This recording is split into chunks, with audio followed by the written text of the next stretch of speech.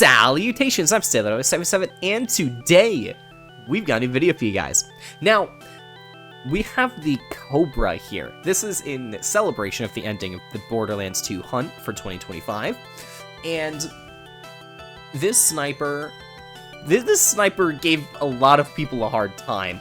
I heard some crazy farm hours were put into the sniper rifle. I think somebody put like 12 plus hours into it. I was like, holy heck. Now, there was a lot of stuff going on in the hunt this year, so I'll get into that later in the video. Let's finish talking about the Cobra. So the Cobra is a Jacob sniper rifle that deals explosive damage. That's the gimmick to this sniper here, and this is a 0.049%, I think. Let's see here, Cobra. BL2. This is, 0.045% chance to drop. And this is one of the weapons that decreases the rate. It decreases the rate the more players that are in the lobby. Oof. you get down to 0.29% at 4 players. And your rate changes based on the level that you're playing at, if you're wearing the Vault Hunter's relic or not. It's rough. And seeing as it's a blue, it's one of the few items that actually gets affected by the Vault Hunter's relic. Especially since I'm pretty sure it counts as a world drop item in that location from the burners, which is so dumb. It is dumb, but that's why the Vault Hunter's relic applies to the buff, which is interesting.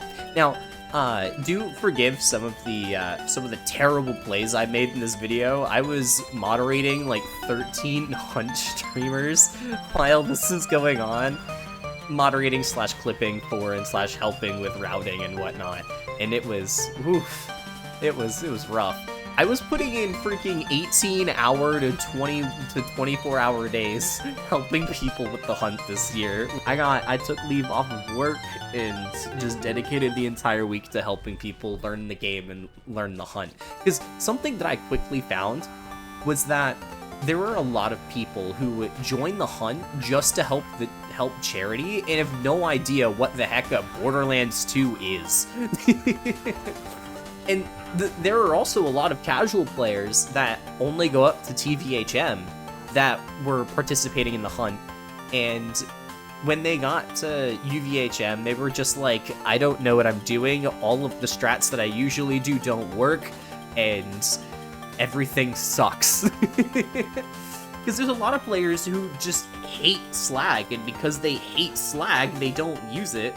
There's a lot of players who don't understand their toolkits of their characters and purposefully pick skills like Unforeseen without utilizing it. They're just like, oh, well, Deception explodes if enemies like congeal around the Deception, and then it explodes and we're cool and I can run away while I'm dealing damage. But then they don't realize that a lot of enemies have guns, and so they throw Deception out where they were, and they run, expecting enemies to walk up to their Unforeseen, and enemies with guns won't, they'll just shoot at it. It's small stuff like that sets apart the people who play UVHM and the people who play TVHM. It's crazy. And a lot of people just say like skill issue and stuff, but there's a lot of arguments to be made that these people don't play Borderlands 2 very often because UVHM exists, and they feel like that they aren't getting the full experience of the game simply because there is so much content that is locked behind UVHM. For example, raid boss drops. If you're able to kill a raid boss in normal or TVHM, for the most part, you're not getting their loot. In Captain Scarlet's, you don't get loot unless you are a UVHM from a raid boss. You don't get Seraph loot. You don't, I mean, like, when you're in your normal mode in TVHM, you don't get Seraph crystals. But you also, for the Scarlet DLC enemies, for the Scarlet DLC raid boss, you don't get Seraph items. For the big Game Hunt raid bosses, you have a extremely low chance to drop those, which I feel like is a better way of balancing that. If you have like a 0.05 or 0.5% chance to get the item up, not 0.05, good god, but 0.5% chance to get the item to drop from the raid boss, then that's understandable. Having reduced rates is fine. I get that. But making it required to play in UVHM to get some of these items makes it really difficult. It was a lot better in Borderlands 3 because all players could access and play the content of Mayhem 10, and so that issue wasn't really seen very much. And even then, there were still a good amount of people who were like, I can't use this item, I don't play in Mayhem 4. Mayhem 4. There are people who exclusively play on Mayhem 1 or Mayhem 0 and just play through TVHM. They exist because they think the game is too difficult at Mayhem levels. They exist, people. Now, should we account 100% for the people who are not performing well at the game? No. There should be content for everybody, though. But there's a lot of times where it's like, I can go fight this raid boss. I can kill the raid boss. It's just in a lower difficulty, so why can't I get the same gun? Now, is it going to be a worse variant of the gun? Yeah. And that's a given, because it's a lower difficulty. But I at least want to try out the weapon, right? That kind of thing. And so, I feel like Tina's DLC made it too easy to get the Seraph items, though, because the dragons drop all of their Seraph items in normal mode. I went in there with a Law and Order and nothing else on 0. And I just shredded dragons. I walked in there, I popped Deception. I was level 38 when I first attempted it, and the dragons were all level 38. I walked in there, I popped Deception after shooting at Brood, and then when Brood came down, I just sat there and sat behind his head a little bit and melee crit, and that was getting ambush and backstab bonuses. But I just sat there and spammed melee. I didn't die because the lifesteal of Law and Order, and he couldn't kill me. And none of the other dragons could kill me. I just steamrolled them. What was it? I think it was like a 5-minute run. I shredded them, because the moment they got to that last third of their HP, they're not very strong, especially with Killing Blow. Oof, they got slaughtered. 500% bonus damage from that. It was beautiful. But again, it's like you can get away with killing these raid bosses on normal and TVHM, and in some cases they are significantly easier or way too easy in comparison to their harder difficulty variants. But at the same time, I don't feel like there should be weapons, like fully unique weapons that are level locked like that. I feel like another reason why Borderlands 3's wasn't complained about too much was almost all of the Mayhem 10 weapons were power crept versions of base game legendaries. So like the Monarch, for example. The Monarch is just a power crept dictator, and the dictator you can get in base game. And so I feel like if you are going to have unique items that are level locked like that, I feel like a good way of utilizing a power creep is in something like that, where it's like you killed the raid boss, you should get a good reward, especially at higher difficulties. But there should be an option for people to still get all of the uniqueness of the game without needing to play at the top level of the game. There's difficulty, and there is definitely enjoyment out of difficulty. There isn't a need for there to be unique things because you got at a higher difficulty. But there can still be rewards, such as higher damaging gear, higher performing gear that you get from these raid bosses. Or the Seraph Crystal system is really nice, where there are vendors in which you can just buy these items that you can roll for out of a vendor, which it makes farming a lot easier for those vendor-based items. And so that's another use case for having that higher difficulty reward. You get a material that makes quality of life easier. With items like the Avenger, you're getting that in UVHM. That's a utility item that makes your life. It's a quality of life item. It's not there to make a build work. It's there to help you sustain ammo. If your build was working, unless you're playing a TDOR build, which even then this rule still kind of applies, and it's why people hate TDOR. For your build to be considered like good, you kind of need to have good ammo reserves, like being able to sustain a lot of ammo. Whether it's having some sort of tool to regen your ammo, like grenade builds where you have a chain lightning, you need a way to regen your ammo with grenade builds, unless you have a sheer amount of grenades and you're just getting them from drop sources. Then, if that's how you're using your grenade build, then cool, that's awesome. That makes it a good build.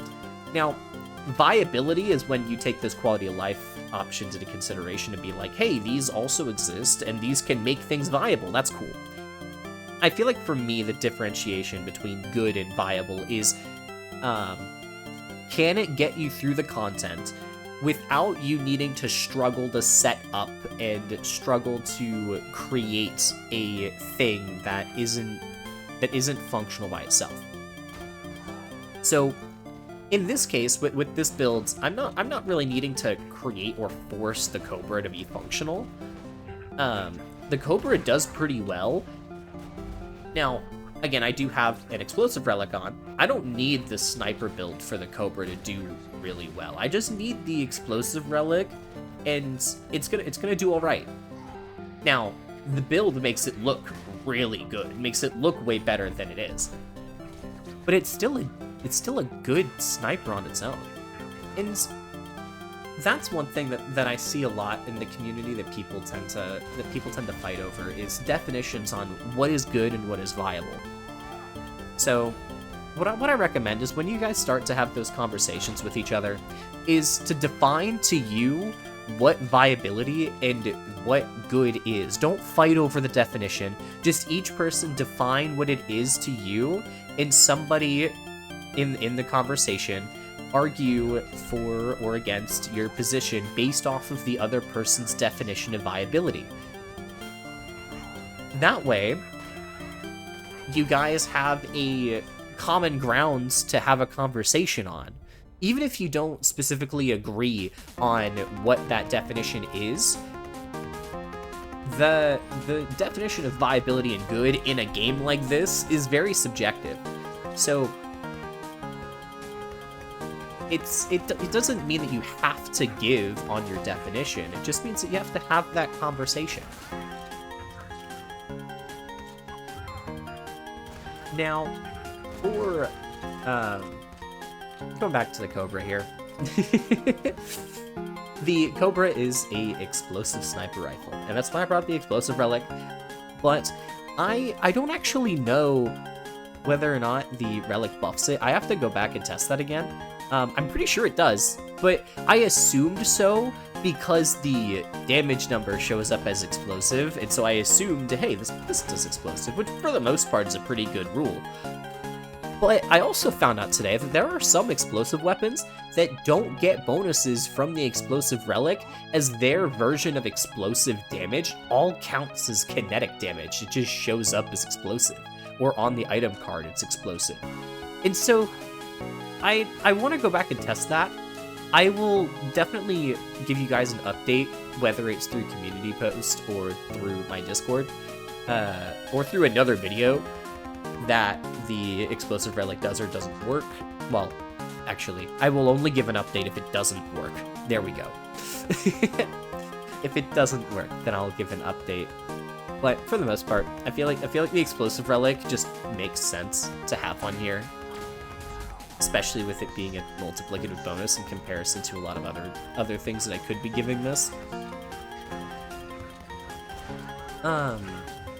But going back to the hunt conversation, one of the rules that was introduced this year was not being able to go back into TVHM after you go into UVHM. And that made it difficult for a lot of people who don't understand raid bossing. It made it really difficult for them to be able to go back and raid boss and get raid boss loot. Because there are some bosses, again, like Ancient Dragons, that have their raid boss loot available in TVHM and below. And it also removed easy farms for other dedicated items that are usually difficult to get. Like, for example, there was a bounty set for the 94 Sham. For some people, Bunker is difficult in UVHM because everything is difficult in UVHM to some people. So they hop into TVHM and they'd farm it in prior hunts. And this year, that wasn't permitted. So it made it difficult for a lot of people to go back and get gear that they missed out on, or that they just simply didn't realize existed until they were looking through their spreadsheet. And there was also some misinformation spread in some of the spreadsheets saying that you could only get items like the Nirvana in TVHM or higher. And I was just like, that's just not true. And if somebody tries to tell me that again, I'm throwing something into the ceiling. I mean, I get it. I get it for the people who are like, it's on the spreadsheet, because they just read the spreadsheet. But for the people who make these spreadsheets, or for the people that are just like, hey, this item just only spawns in TVHM. No, that's not how this works. There are some items that are difficulty locked due to the content that they are in, not because they are random drops in a DLC and they wanted to make an arbitrary difficulty limit. No, the Nirvana you can get on normal mode. I got one on normal mode while the hunt was going on. I would, if I go into any more detail about that, I'll spoil another video. But, freaking heck, you can get the Nirvana in normal mode. Please, for people who are doing the hunt next year, don't let that be the specific reason why you don't run Fight for Sanctuary until UVHM. You could also get all the Hater Axe drops in normal mode, but I don't recommend fighting Hater Axe in normal mode. He's actually more difficult the lower level he is. And I say that because his teeth crit is a flat damage bonus that scales super high the higher the level he gets. So if you're fighting him in normal mode, the only way you're killing him is shooting the top of his head crit spot. You're not killing him by shooting his teeth or doing the high critical hit damage in that teeth crit. So I'll make another video talking about how to fight Hater Axe in normal mode, because fighting him in normal mode is much more difficult if you don't have specific gear, and it's different gear that you need. But yeah, that's the end of this video. I hope y'all enjoyed. I ranted quite a bit, but I got most of the points that I wanted to out. And we'll see you in the next video. StereoLotus77 signing off.